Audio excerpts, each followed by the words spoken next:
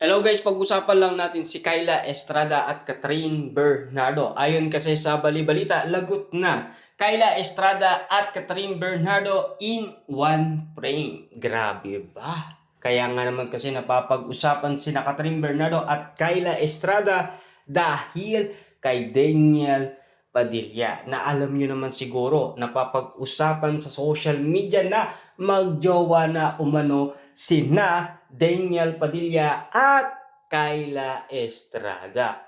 Pero ang karamihan hindi naman naniniwala.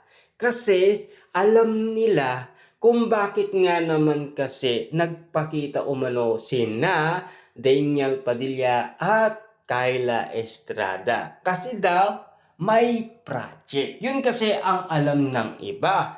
Pero ang mga Delulu fans naman ay kilig na kilig nga naman kasi dahil sa mga kinikilos umano ni Daniel Padilla at Kyla Estrada. Subalit ngayon, napapag-usapan sina Catherine Bernardo at Kyla Estrada. Siyempre, alam nyo naman siguro, marami nga naman kasing kumakalat ngayon sa social media na pagkukumpara kay Kyla Estrada at Catherine Bernardo. Na alam niya naman siguro, sikat na umano si Kyla Estrada dahil sa kanyang kagalingan. Marami nga naman kasi nagagalingan umano kay Kyla Estrada. Subalit si Catherine Bernardo napapag-usapan, sumisikat lang daw si Catherine Bernardo dahil sa kanyang collab team. Tulad ni Daniel Padilla, tulad ni Alden Richard. Yan kasi ang mga kapansin-pansin na napapag-usapan umano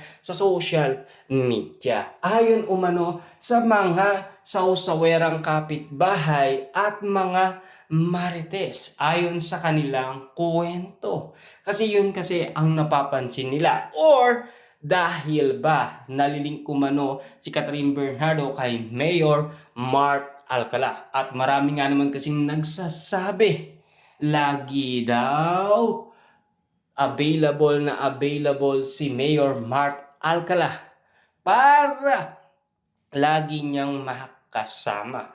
Pero bakit ganun na lamang si Mayor Mark Alcala? Ayon kasi sa karamihan, nagiging full-time na lang ang pagiging mayor niya, di ba? Kasi ang sinasabi nila, laging may oras daw kay Catherine Bernardo. Na alam niyo naman siguro, si Catherine Bernardo, kaliwat kanan kasi ang kanyang proyekto na ginagawa umano dahil siya ay celebrity. At kapansin-pansin nga naman kasi dahil marami siyang umanong endorsement, 'di ba, na napapag-usapan at kumakalat umano sa social media.